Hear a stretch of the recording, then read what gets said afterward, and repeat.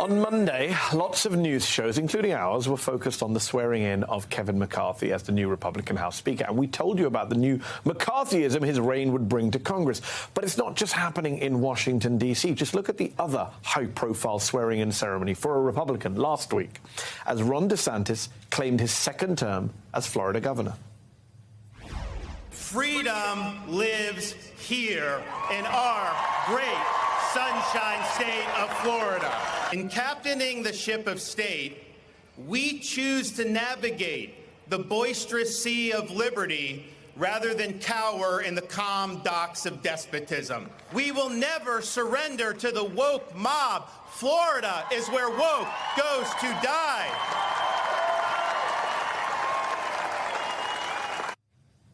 He ain't the greatest of public speakers, and that's not the first time he's recycled that line. Nor is this the first time I've talked to you about the far-right authoritarian danger posed by DeSantis, the man formerly known as Mini Trump.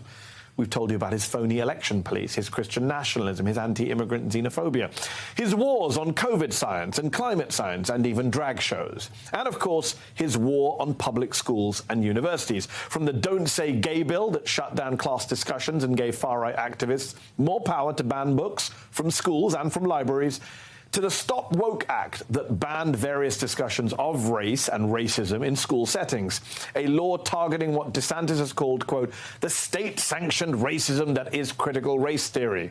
That law was overturned last August by a federal judge for violating students and teachers' First Amendment rights. In his ruling, that judge wrote, quote, if Florida truly believes we live in a post-racial society, then let it make its case. But it cannot win the argument by muzzling its opponents. DeSantis is appealing the decision. But after winning re-election in a landslide, he's already succeeded in one big aim: scaring teachers out of teaching. Take Assistant Professor Jonathan Cox of the University of Central Florida in Orlando. For years, he had taught courses on race and social media, as well as race and ethnicity, both of which looked at how racial diversity is constructed in America. But Cox, the only black professor in his department, faces a tenure review this fall, and his wife and newborn child depend on his sole salary. So he cancelled the courses last year, fearing no one would protect him from a possible far-right backlash. As he told ProPublica, quote, somebody who's not even in the class could come after me. Somebody sees the course catalogue, complains to a legislator. Next thing I know, I'm out of a job. Now, Cox's sociology department offers no courses focused on race. Right now, that's the case, zero. To his credit, Cox is now taking a stand, insisting on teaching those courses again in the upcoming spring semester, no matter the consequences. But there may very well be dire consequences. And that is how free speech is killed on campus, by the same people who claim to want free speech on campus. In fact, while schools were out for winter vacation last month, the governor's office sent Florida's colleges a memo demanding they list every penny they're spending on classes and extracurricular activities related to diversity and inclusion. Critics say it's a chilling warning shot aimed at every instructor and administrator. Our campuses have always been homes to diverse viewpoints, and that's the point. What we're seeing right now is an intentional effort by the DeSantis administration to censor any speech that isn't speech that they like. All of this is happening as DeSantis continues to stack local school boards with far-right activists, sometimes removing elected members to insert his ideologues. And now that's happening at Florida's top public honors level liberal arts college. 3 days after his inauguration last week, DeSantis unveiled a plan to remake the new College of Florida, which has educated award-winning poets, authors, activists, and my MSNBC colleague Jose Diaz-Balart, into a conservative propaganda factory. To do it, he replaced the college's governing board with right-wing activists. One of them, the founder of a private Christian school, has tweeted that climate change is a hoax and suggested against all evidence to the contrary that COVID vaccines were to blame for an NFL player's recent on-field collapse. The others, including Christopher Rufo, the far-right provocateur who helped craft the GOP's attacks on anything that deals with black history as critical race theory, and anything that deals with gay teachers as grooming. That's who the others include. Christopher Rufo, who celebrated his new post on Twitter by saying public universities have been corrupted by the woke nihilism, and he's ready to transform higher education from within. He added, quote, we are recapturing higher education. Yeah, let's call this what this is: an attack on democracy and on academic freedom by Ron DeSantis in preparation for his presidential run. Democracy depends on an educated, civic-minded electorate. It depends on us being able to look critically at our leaders and institutions to see how they can be better. Ron DeSantis and his conservative cadre of re-education ministers don't want these institutions to be better. They want them to be theirs. And to do it, they are willing to destroy higher education, dispose of dissenters, and squelch all critical thought. Joining me now is Jonathan Cox, that assistant professor of sociology at UCF, specializing in race studies, who briefly self-censored his own course offerings last year out of fear of Ron DeSantis' Stop Woke Act.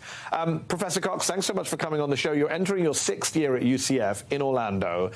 Your page on the university's website identifies you as primarily a race scholar.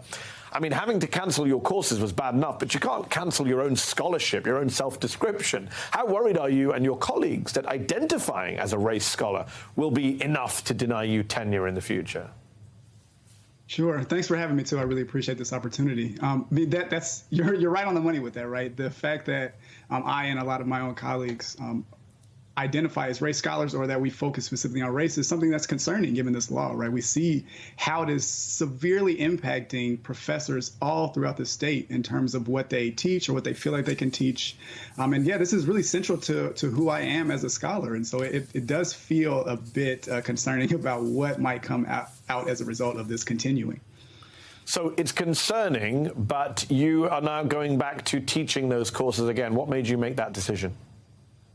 Sure, there were a few different things. One, right, the fact that the law had been in place for a little bit, we were able to see a little bit more guidance from our university. We were able to see how that was going to kind of work out across the different institutions, and to see what students' responses were going to be. So that was a big part of it. Another part of it was that my own personal situation changed, right? So as you were saying at the very beginning of this, the fact that I was the sole provider for my family was a major input in terms of what helped me make the decision to cancel those courses. And so at this point, my partner has gone back to work, and so I feel much better about taking the risk in terms of doing this. And then finally, right, I've just taken the time to really think, and I am, more assertive in my own feelings about the fact that I am not teaching in ways that run afoul of this law, right? The law is written in these very strange and ambiguous ways, but I still don't present information in a way that's indoctrinating or that is problematic, right? I present facts, I use empirical studies, and students can make up their minds from there. Of course, there shouldn't be any financial risk. You shouldn't have to rely on your partner going back to work in order to teach the way you want to teach. But this is more than just about careers. There's personal safety here, too. You told your story to ProPublica. They published it last week. And I believe the very next day you tweeted that you were already getting hate mail over it. It almost feels as if the anti-woke politics of Ron DeSantis and the far right in Florida are putting targets on the backs of teachers and professors. Yes, and that's definitely something that's concerning, right? That's an ongoing concern, not just for myself, but for other people as well, right? We know where we live, we know where we exist, we know the country, and we know there are, unfortunately, some people who just really, really disagree with certain things and are willing to take actions against that, right? And it's not necessarily the people that are just willing to speak up against stuff, right? I can go toe-to-toe talking with somebody all day, but the people that may go beyond that, that is of a general concern. And so I do feel like, given the support I have in my own department for the work that I do, I think that I'm just in a better place now to just go ahead and move forward and take that risk. I have to ask you, the temptation to just leave Florida must be immense. When the governor tells you you're living in the place where woke goes to die, where he's trying to make the act of teaching a termination level offense, what is the point of staying? Why don't educators and talented students just go elsewhere? That is something that people have definitely thought about, right? And I know for me, I tend to think about what are the benefits of staying in a place like Florida, right? Obviously, I have family and friends that are here and starting to build a career here. But beyond that, right, the students in Florida, they need this type of education. They need this information. And so, and most of them are not getting this in K through 12, right? We know that they're not getting accurate or full accounts of history and what's happened and how that plays into what's going on now. And so I feel like if I'm here, I could stay and help to give them some of that picture. And so I've always kind of positioned myself throughout my career to be able to do that where I can, to create spaces and make spaces where maybe there weren't before I got there.